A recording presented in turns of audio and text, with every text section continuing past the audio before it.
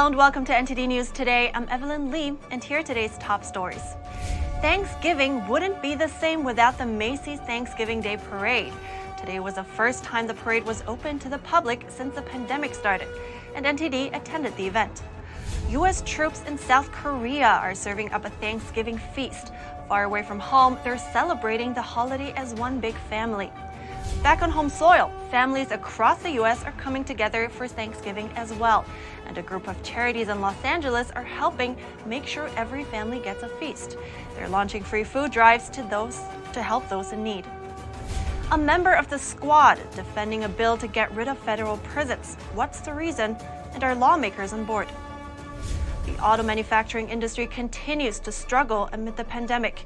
In central Mexico, many industry workers feel the impact of the supply chain issues.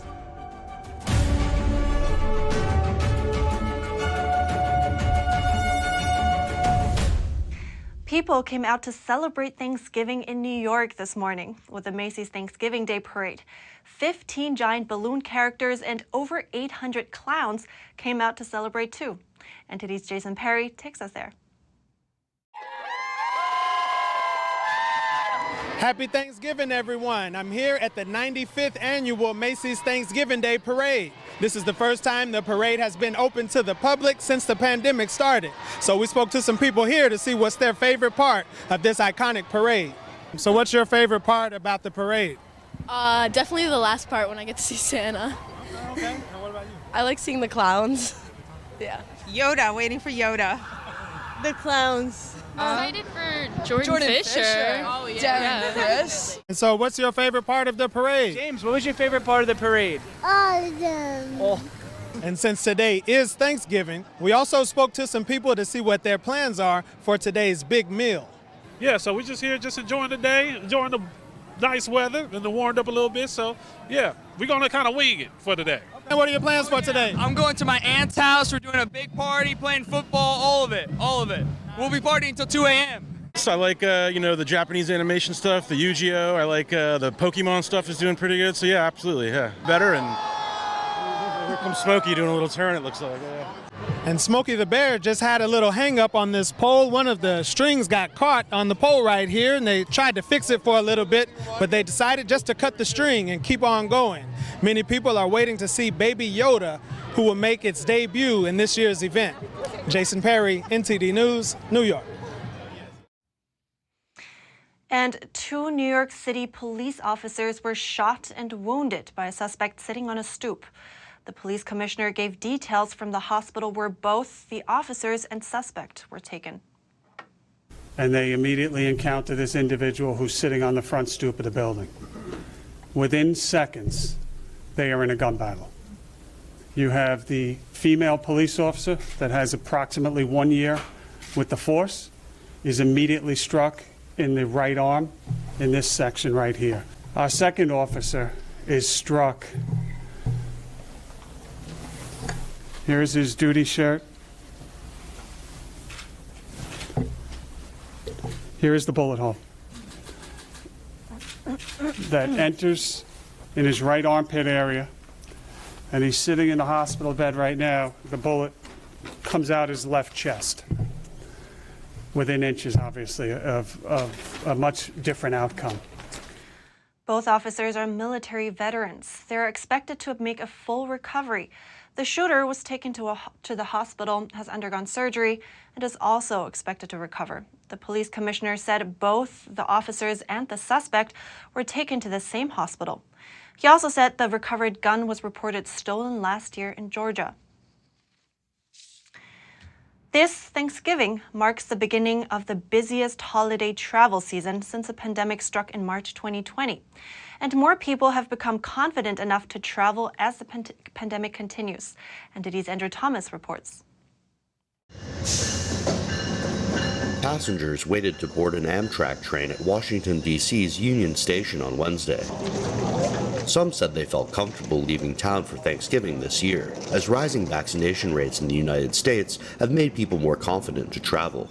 I feel like it's definitely safer just because we have vaccines now, because I was so scared when I was traveling last year that I was going to get COVID and take it home to my family, and I didn't know what would happen next, and I still took the risk, but it still is definitely more like, it's less nerve-wracking definitely traveling this year. This Thanksgiving marks the beginning of the busiest holiday season in 2 years. Travel group AAA estimates 53.4 million people will travel for the Thanksgiving holiday, up 13% from 2020. Air travel is expected to recover to about 90% of pre-pandemic levels. Yeah, it's a little tricky. We're all wearing masks still, which is unfortunate. I feel like I've been vaccinated, and I don't know why we have to double up, but like everybody else, we're pushing through it and hopefully going to have a good travel experience up to New York City. An Amtrak company spokesperson said Amtrak was expecting a jump in passenger volumes. Some trains are already close to full capacity. Thanksgiving Eve usually tends to be the busiest day for travel, but this year, working from home allowed many people to travel early and avoid the holiday rush. Andrew Thomas, NTD News. U.S. Army troops stationed on the other side of the globe are dishing out Thanksgiving dinner. Far from home in South Korea, they're not letting distance get in their way and are celebrating with the holiday with their military family. Let's take a look. Roast turkey, mashed potatoes, stuffing, and all the fixings. A full Thanksgiving meal is adding to the festive spirit at Camp Casey, one of the several U.S. Army bases in South Korea. My cooks, my culinary specialists, they're like our family away from home, so we've been here all night together, sweating and arguing and cooking. So this is a family, so I'm okay. I still feel the love and the spirit of Thanksgiving. Yeah, we love seeing all the soldiers serving, and it's such a joy that they're able to give back to the community, and then that we're able to be here together as a family and have all this delicious food and just to be together. Higher-ranking Army officers dish out food to soldiers, but on dining tables, plastic dividers remind the troops of the global pandemic that still marks the holiday. So last year's Thanksgiving I was back home with my family, and this year I'm obviously in Korea, so it's a little different, especially with the pandemic going on. It's harder to visit family and see family, but we're just out here trying to make the most of it. So the big difference, I would say, is that we're starting to live with COVID, so we are seeing more groups getting together, being together as friends and family to celebrate, whereas last year we were still a little bit socially distanced. The U.S. has roughly 28,000 troops currently stationed in South Korea. Their withdrawal has been accepted by North Korea as a condition for dropping its nuclear programs. Charities across Los Angeles are offering free food drives. These efforts will help those struggling to make ends meet. Anyone in need can pick up a free meal kit just in time for Thanksgiving dinner. Many families are turning to food banks for help with their Thanksgiving meals.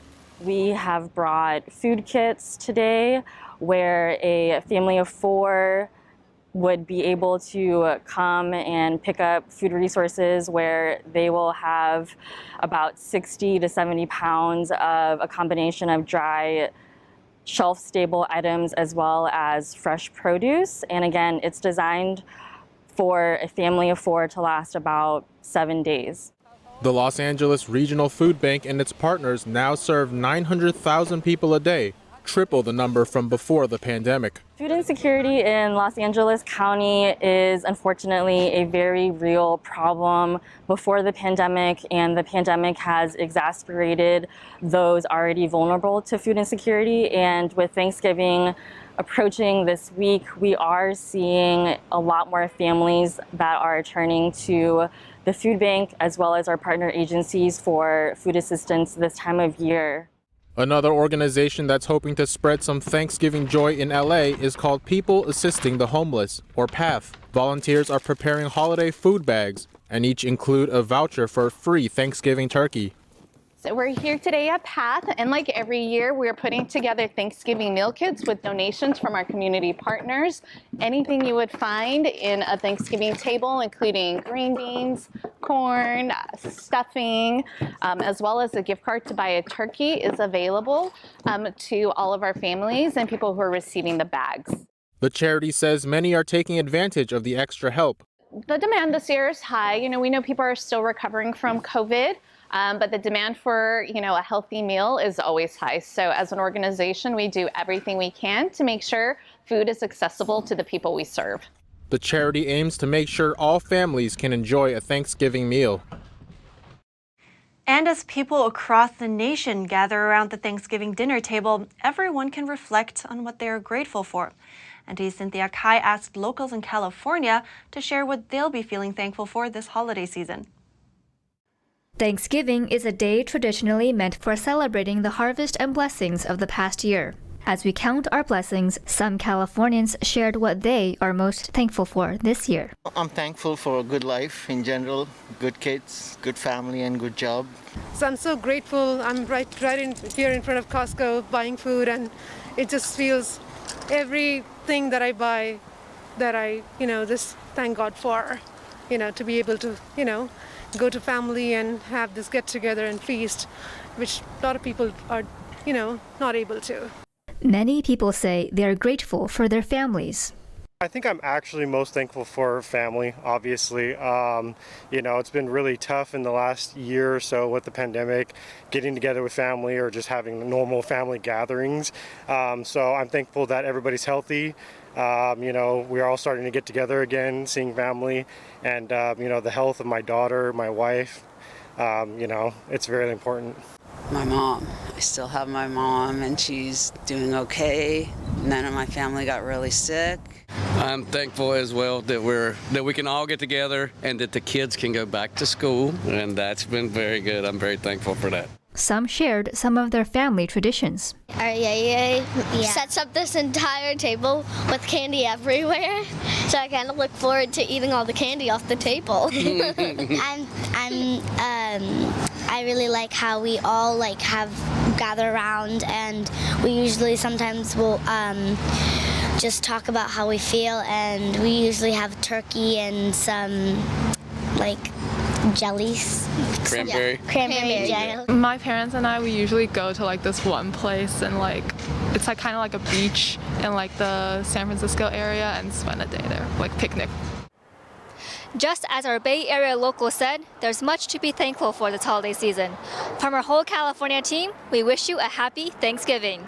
Cynthia Kai, NTD News. Various counties in California continue to update their indoor face mask policies. Many are easing their policies for certain settings, but one county is requiring its residents to mask up, even at home. California's Santa Cruz County recently reinstated its mask mandate for public and private settings. Based on the new mandate, private settings will now also include people's homes. People from different households are asked to mask up regardless of vaccination status. However, the county did not specify how it would reinforce masking inside private homes. The county health officials said the mask requirement will remain in effect indefinitely until it is amended, rescinded, or superseded. This decision comes as the county cites an increase in COVID-19 cases and hospitalizations in recent weeks. Meanwhile, Santa Cruz County's neighboring Monterey County lifted its indoor mask mandate last Tuesday. California's governor is facing another lawsuit. This time, a board of education in Southern California is suing Newsom for the endless state of emergency. Here's NTD's Eileen Ang with more details. The Orange County Board of Education, Children's Health Defense, and Children's Health Defense California chapter are collectively suing California Governor Gavin Newsom for what they are calling an endless state of emergency. They argue that his own statements prove his emergency powers are no longer justified. Here, Governor Newsom has made numerous statements about the status of our state and the status of the COVID-19 danger here in the state of California. And he has very clearly articulated that the conditions have greatly become much better. Newsom gave signs of improvement on Monday. We saw a few weeks ago some troubling signs with case rates going up, positivity rates going up, hospitalizations and ICUs going up. That said, in the last 10 or 11 days, we've seen some stability, some good signs. That is good news. In fact, today, we lay claim to having the lowest positivity rate in the United States of America, 1.9%. Under the law, a state of emergency should end at the earliest possible date that conditions warrant. Newsom extended the state of emergency until March 31st, 2022. When you look at the state statute, the state requires imminent peril to the health and safety of the citizens here. How can the governor have any idea whether there is going to be imminent peril 2 weeks from now, 3 weeks from now, or 3 months from now? The plaintiffs argue the governor rules by fiat without giving people an opportunity to give opinions to balance out. They will be asking the court for an expedited trial. The governor's office has not responded to requests for comment. Eileen Ang, NTD News, California. An Apple store in Santa Rosa, California, is the site of yet another smash-and-grab robbery. The shop is missing more than $20,000 worth of merchandise after Wednesday's theft. According to police, these surveillance images show 4 teenage males burglarizing the place. This crime follows similar retail thefts in cities like San Francisco, Los Angeles, and Chicago. The auto manufacturing industry has struggled during the pandemic. In central Mexico, many manufacturers continue to deal with supply chain issues, and workers are feeling the impact. NTD's Andrew Thomas has that story. Aguascalientes is home to many of Mexico's top automotive centers, but industry workers are feeling the pressure of worldwide shortages in semiconductors that have halted vehicle production. The microchip crunch has forced rolling shutdowns, layoffs, and furloughs at employers across the state in central Mexico. There's a considerably high number of people. We are talking about tens of thousands that have jobs for 1 month and then spend 2 or 3 months without a job. Or when they have jobs, they send themselves home with a 50% paycheck cut. In general, our workers have a living daily wage, and when they have to sacrifice their entire wages, or 50%, we are talking about a direct impact on their families. Semiconductors are an indispensable component for automakers. They're needed for a wide variety of in-car systems such as safety, navigation, and entertainment. In our case, we provide parts that go directly into vehicles, and we are among those most affected. Companies that deal with services like transportation, food, security, those that develop or sell technology are also affected because at the end of the day, projects are being canceled, moved, or slashed. That's why we have reduced our capacity to current requirements, but it's going on 7 months now at this reduced pace. Employees in Aguascalientes also speak about the hardship that has become commonplace since the pandemic-induced shortages began. I'm sad because a lot of people, myself included, have families. Sometimes they're single mothers that have to support others and make rent. This has impacted everyone. It's not just one person. It's broader than that, especially with furloughs. Fortunately, we still have jobs, thank God, but we are definitely affected. Car production in Mexico fell by 20% to 3 million vehicles last year and is expected to drop by as much as another 5% in 2021, according to the Mexican Automotive Industry Association.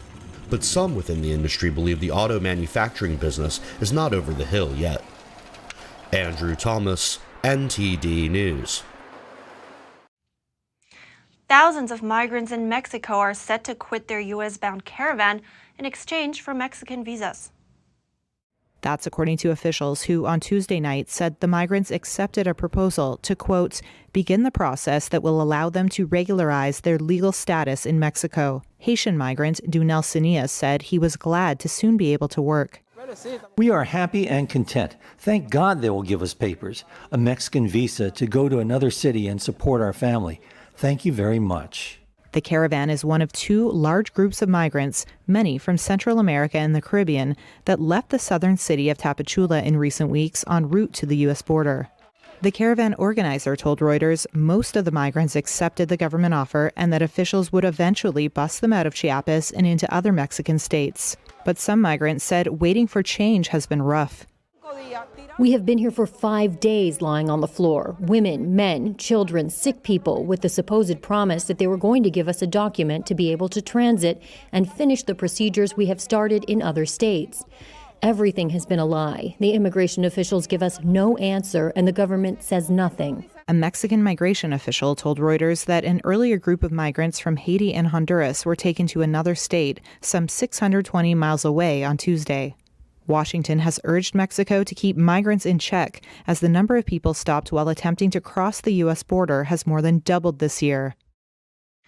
And the U.S. will resume its Remain in Mexico border policy next week. That's according to a senior administration official. The Trump-era policy has migrants wanting to enter the U.S. stay in Mexico until they have court dates.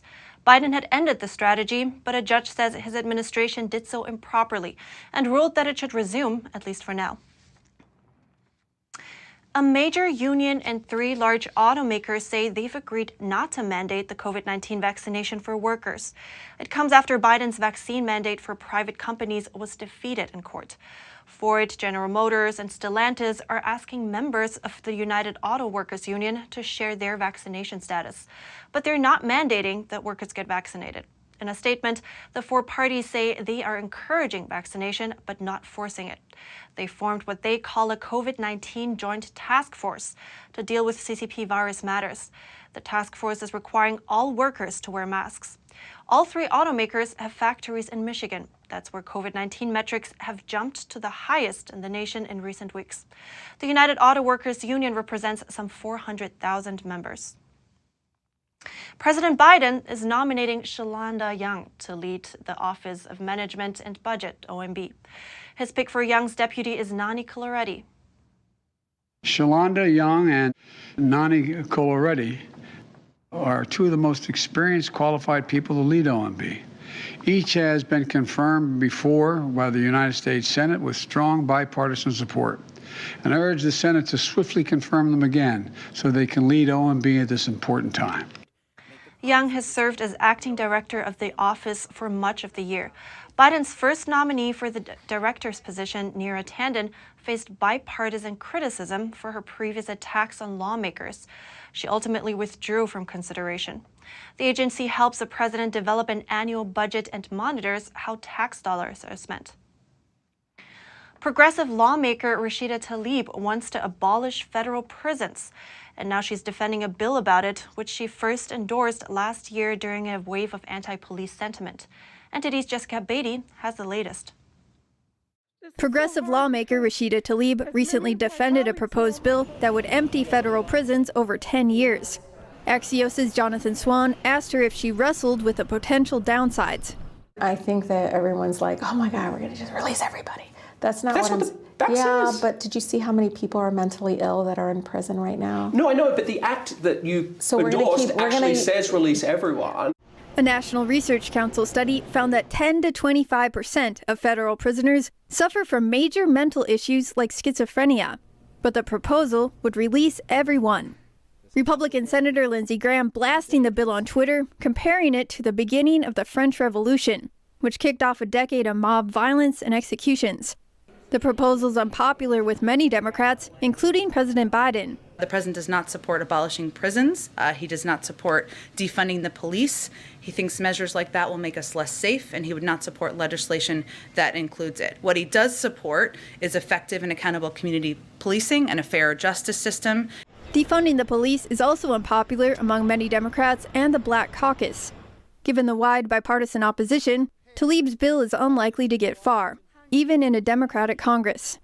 Jessica Beatty, NTD News. Today, the jury for the Ahmaud Arbery murder trial delivered its verdict. This marks the end of a murder case that surfaced shortly after the start of the pandemic. NTD's Miguel Moreno has the update. Count 1, malice murder.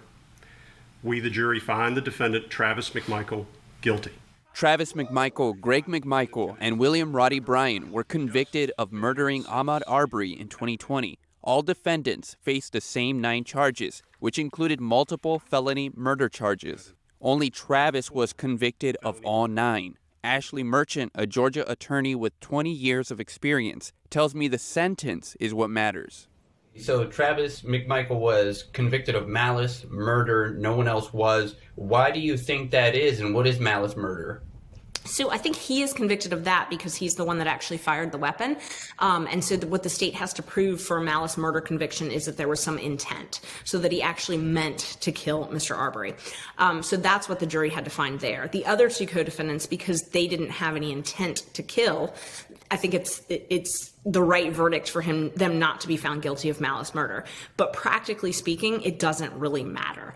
And what I mean by that is the sentence is what matters. And malice murder and felony murder in Georgia carry the exact same sentence. So there's absolutely no difference whatsoever with the sentence or parole or anything like that. This means they face either life without parole or a life sentence with the possibility of parole after 30 years. Arbery's mother, after hearing the verdict she hoped for, delivered a few words about God and her son. To tell you the truth, I never saw this day back in 2020. I never thought this day would come. But God is good. Yes, He is. And I just want to tell everybody, thank you. That now Quez, which you know him as Ahmad, I know him as Quez. Yes. He will now rest in peace. Amen. Thank you. The McMichael attorneys apologized on behalf of their clients. I've looked into their hearts. I've looked into their souls.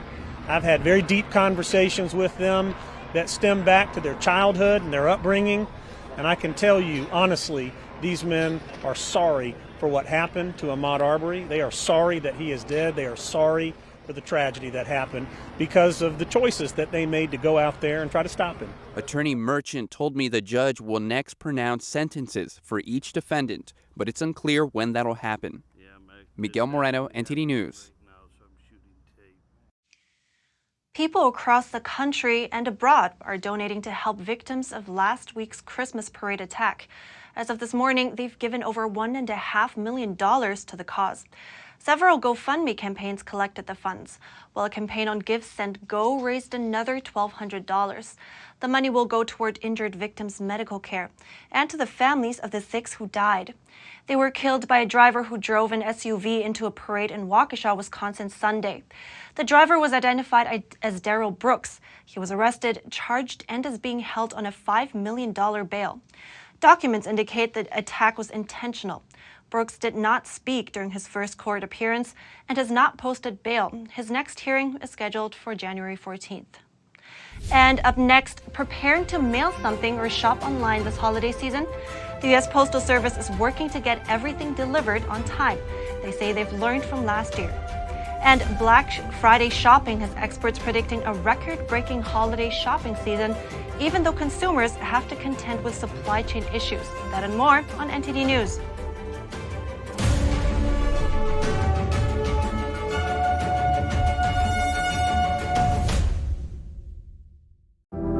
Secure, the true solution for your digital privacy and security.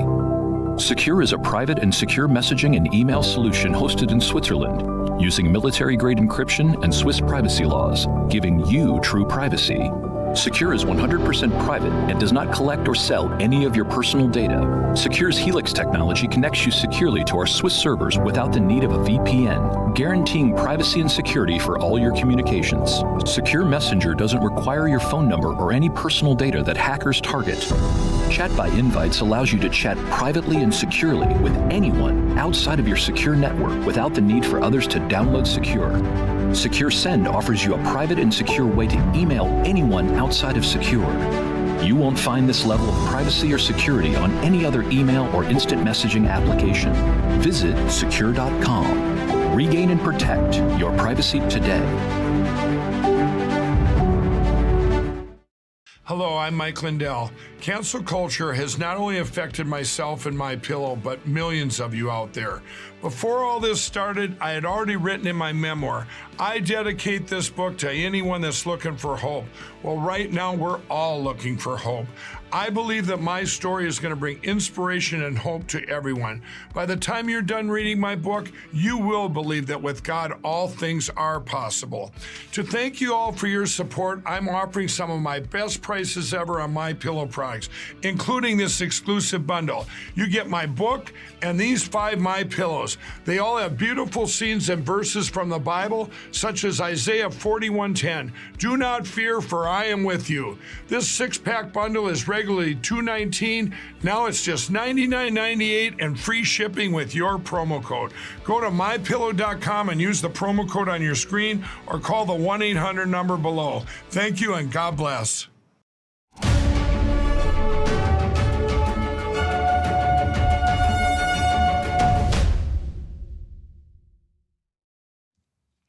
Postal workers are gearing up for another holiday crush. The U.S. Postal Service says it prepared for the volume of packages and mail it saw last year and hopes to get everything delivered on time this holiday season. The U.S. Postal Service and private shippers UPS and FedEx are hiring more people, bringing in nearly 250,000 temporary workers. That's to make sure they don't get overwhelmed. Between Thanksgiving and New Year's Day, which is what we term our holiday season, we're expecting 25 billion letters, cards, and packages to go through our system. USPS says last year's holiday season was a wake-up call as parcel volumes exceeded far beyond expected levels. At the time, they weren't prepared for it. This year, we know what to expect. We're fortunately coming out of the pandemic, it seems, or at least getting back to some sense of normal, but we know that it's going to be another record season for packages, and we have all of the infrastructure in place, and we're putting everything in place to make sure we can do that successfully, not just for the holidays, but going forward.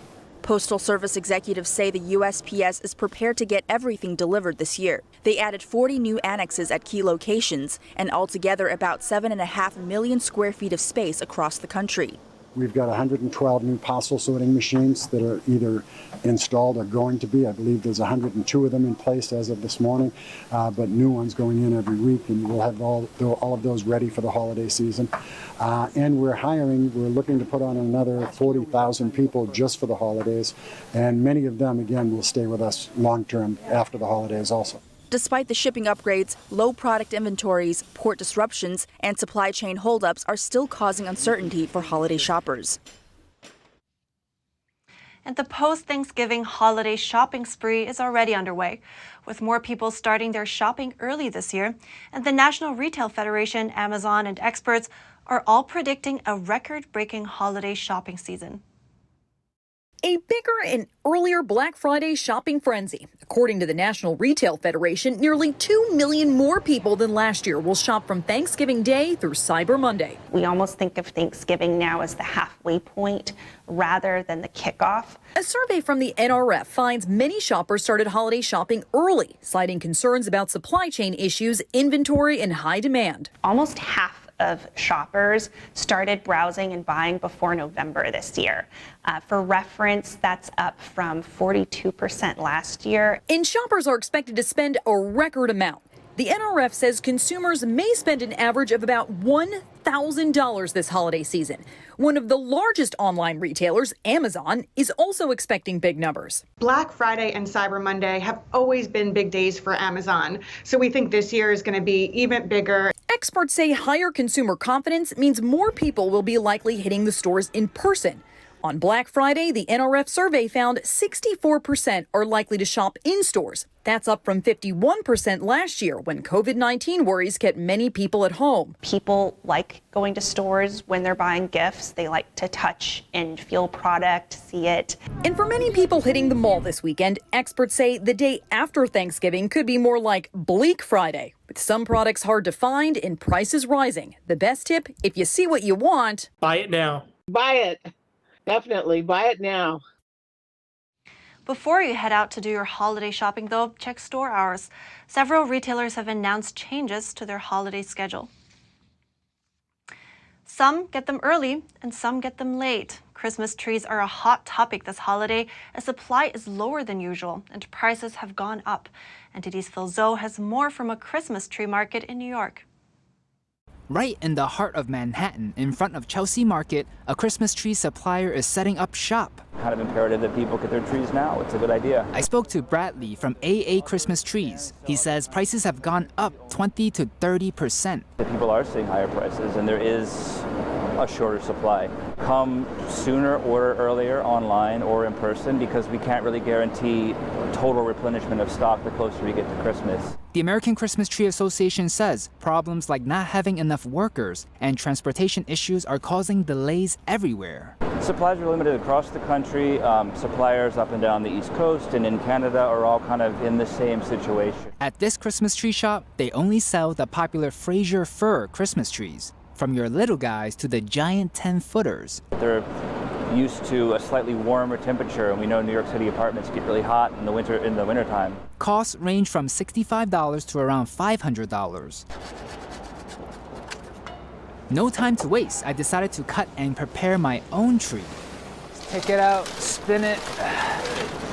All right. I just got my Christmas tree. Don't delay. This shop is open 24 hours a day, all the way until Christmas Day. Phil Zhou, NTD News, New York. Whether it's on the East Coast or West Coast, families will be out looking for their own Christmas tree to decorate this year. NTD's David Lam also went to talk with the owner of a Christmas tree ranch and to hear about the economy of the trees this year. Ed Battaglia and his brother have been in the Christmas tree business for 53 years now, since they were teenagers. He says business is tougher this year for several reasons. The costs are up this year, the price of gasoline and diesel. These poor truckers only get about 5 miles to the gallon hauling these big rigs, so their fuel prices are up, and everything is expensive here in California. Battaglia says their business was doing great last year, but he said this year is up in the air as people are traveling. He added there's a tree shortage. The fires burned some plantations. The drought has affected a lot of the seedlings. The seedlings died. They didn't have water to survive. His trees come from his ranch in Northern California, as well as from parts of Oregon. Battaglia said his favorite part of what he does is bringing Christmas to the homes of families. And it's just kind of a tradition through the years as growing up as a kid. You know, my family, we always used to go to the mountains actually and cut them out of the Santa Cruz Mountains. So Eric says he always gotten a real tree, and his family loves the scent of pine it leaves in the house. Well, you can see it has almost a perfect shape. It's pretty symmetrical. It has a nice taper right to the top, a good spot for the tree topper, and the trunk's good on it that'll fit in our stand perfectly. So we're pretty happy with it. When shopping for Christmas trees, there's so many to choose from. Like here at this Christmas tree farm, there's at least 7 different types, such as Doug, Noble, Grand, and Pine. And for this 7 to 8 footer, it's $99.95. Ours was a little bit more expensive last year. Yeah, I think it was like maybe $300 or something. Some of them can go up to like $500 here, the tall ones, yeah. But we like fuller trees, and we wanted to get a big one this year so that the Wells could help us decorate, and we're going to have our family come over to help us hang ornaments as well. So we just liked it. We were drawn to it right away. This family of 4 was the first customer of the day, and they come every year. The smell. You can't replace the smell of a real Christmas tree. Smells like Christmas. Yeah. Though the Christmas tree supply has some difficulties this year, Battaglia will continue spreading the holiday feeling. David Lam, NTD News, California.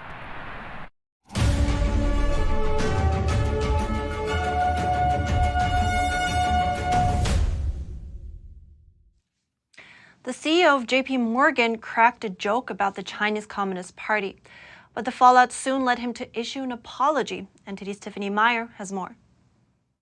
A joke went wrong. How long will the Chinese Communist Party last with all the crisis and tensions?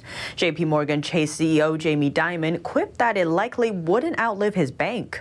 I made a joke the other day that I was just in Hong Kong that I made a joke that the Communist Party is celebrating its 100th year. So is JPMorgan. And I'll make you bet we last longer. I can't say that in China.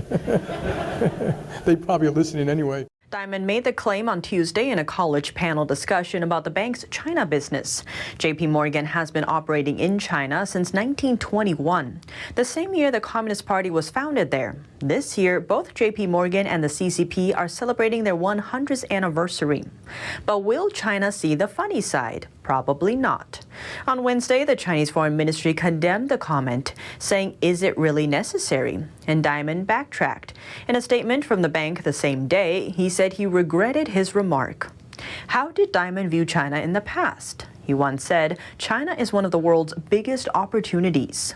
JPMorgan's China business is valued at nearly $20 billion. This is only a tiny part of the bank's balance sheet of nearly $3.8 trillion. But the bank is planning to expand further in China. Earlier this year, JPMorgan became the first foreign investment bank to fully own a security venture.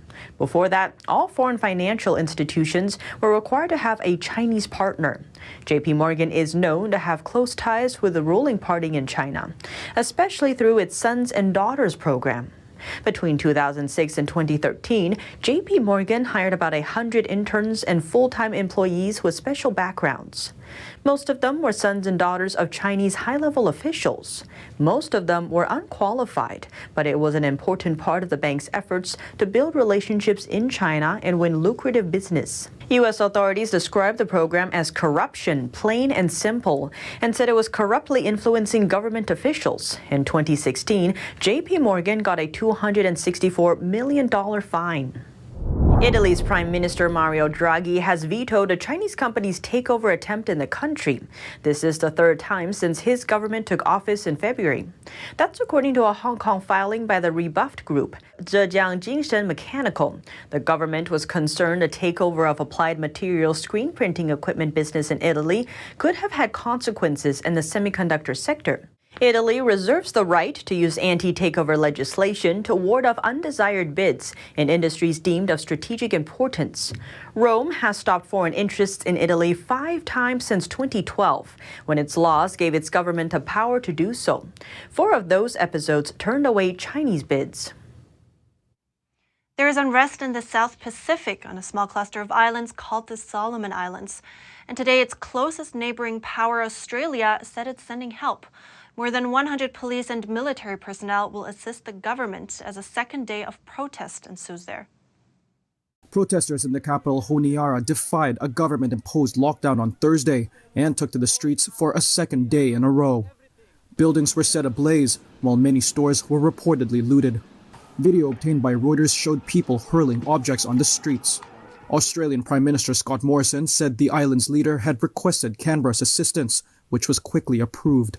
Those deployed will assist in riot control and enforce security at critical infrastructure. Our purpose here is to provide stability and security to enable the normal constitutional processes within the Solomon Islands to be able to deal with the various issues that have arisen. It is not the Australian government's intention in any way to intervene in the internal affairs of the Solomon Islands. That is for them to resolve. Video obtained by Reuters also showed the capital's Chinatown district being targeted.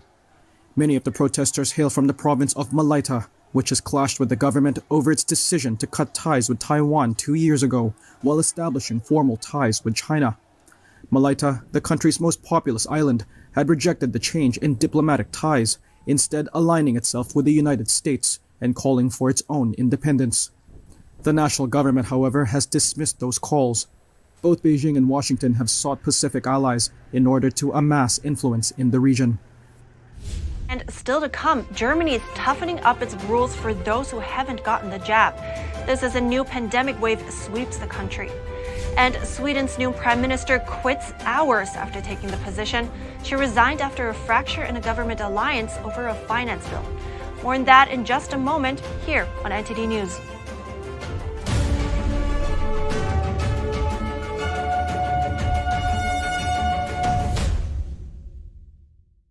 The worst genocide in human history also destroyed the lives of thousands of Jewish survivors still suffering today. God calls on people who believe in Him to act on His word. Comfort ye, comfort my people. Especially during this holiday season of Hanukkah. When I come here and I sit with Lily, I realize what she needs right now is food. These elderly Jews are weak and they're sick. They're living on $2 a day. This now is how God's children are living. Take this time to send a survival food box to these forgotten Jews. The International Fellowship of Christians and Jews urgently need your gift of $25 now. to help provide one survival food box with all of the essentials they critically need for their diet for 1 month. Your special holiday gift will provide everything they need to celebrate the miracle of Hanukkah. This is the first time in over 70 years that she has anything to do with faith. The communists came and wiped it out. Your grandparents? And now we're coming to her and we're saying, it's okay to have faith. It's okay to light the Hanukkah candles. For just $25, you can help supply the essential foods they desperately need for 1 month.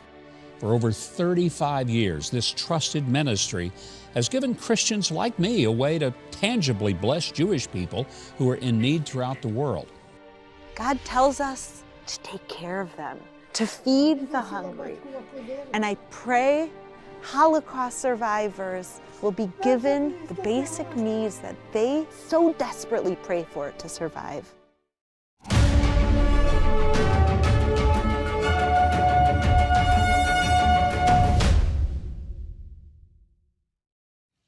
A new government aims to modernize Europe's largest economy. Germany will have its first three-way federal coalition government since the 1950s.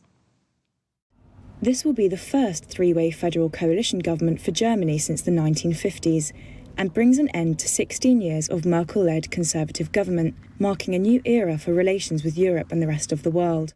According to a 177-page agreement struck after 2 months of talks, the three parties want to accelerate public investment in green technology and digitalisation, while returning to strict debt limits from 2023 onwards. Merkel leaves big shoes to fill. She has navigated Germany and Europe through multiple crises and been a champion of liberal democracy in the face of rising authoritarianism worldwide.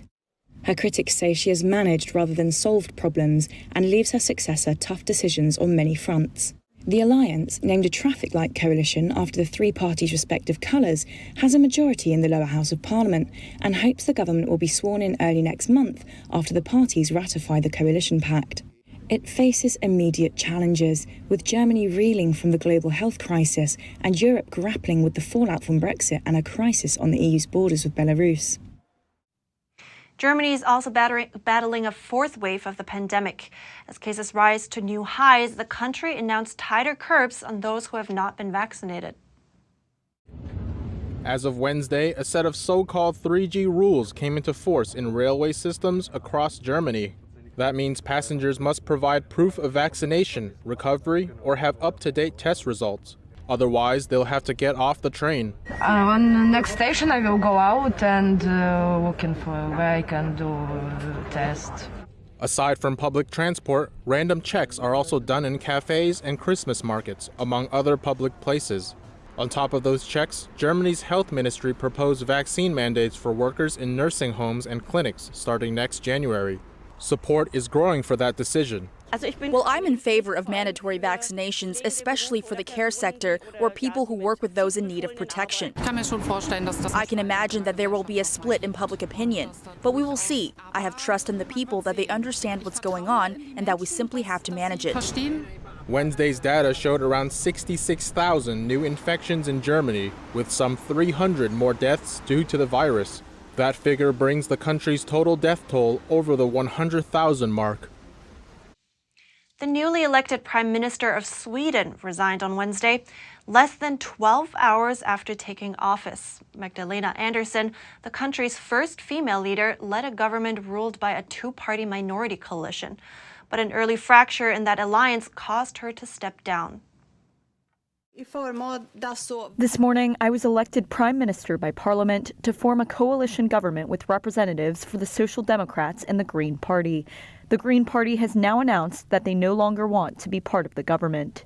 Sweden's Green Party quit after Parliament rejected the coalition's finance bill, instead passing another drawn up by three opposition parties. That left Andersson no option other than to resign. The Green Party said, however, that it would support her in any future confirmation vote in Parliament. Meanwhile, opposition parties have not been able to command a majority. Andersson took over as Prime Minister from Stefan Löfven, as well as leader of the Social Democrats Party. The Speaker of Parliament will decide the next step in the process of finding a new government, but will most likely put Andersson forward for a new vote in the coming days. Santa is bringing a bag full of Christmas movies to theaters and streaming services this weekend. Let's unwrap a few of them. My sister and I had the best childhood that any kid could ask for. A pair of feuding sisters must come together to save their family and family business in A Holiday Chance, now in theaters. Merry Christmas from Montanaro. Netflix has 3 new Christmas movies. Already streaming is The Princess Switch 3 Romancing the Star, with Vanessa Hudgens reprising her trio of roles. You may find this hard to believe, but long ago, nobody knew about Christmas. Maggie Smith stars with fellow Harry Potter alum Jim Broadbent in Netflix's A Boy Called Christmas, an origin story about Father Christmas. Brooke Shields stars as an author and Carrie Elways as a Scottish duke in the rom-com A Castle for Christmas. Netflix opens the castle gates Friday. Mister, guess what? Your angels suck. I love kids. Shawnee Smith plays an overwhelmed mom trying to create a perfect holiday in Christmas versus the Walters. The dramedy debuts on VOD Friday. I am the only American, probably the only person in the world, who has been banned by a federal court from decorating for Christmas. An over-the-top Christmas display is at the center of the documentary 'Twas the Fight Before Christmas, streaming on Apple TV Plus starting Friday. I know what it's like to go live out my dream. I want that for you. Boy, that does wonders for my Christmas spirit. We end our Christmas movie list on a nicer note with Christmas in Tahoe, debuting Sunday as part of the Hallmark Channel's annual Christmas lineup. And that's it for now. To all of you, happy Thanksgiving. And remember to catch us again tonight at 6:30 Eastern. Thanks for watching. Have a great day.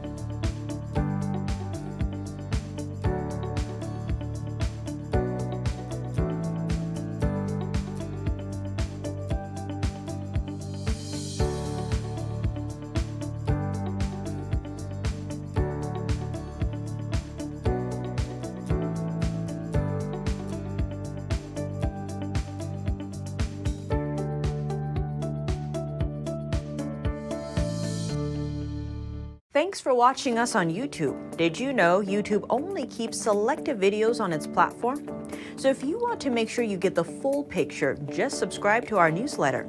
Go to newsletter.ntd.com and sign up. It's free.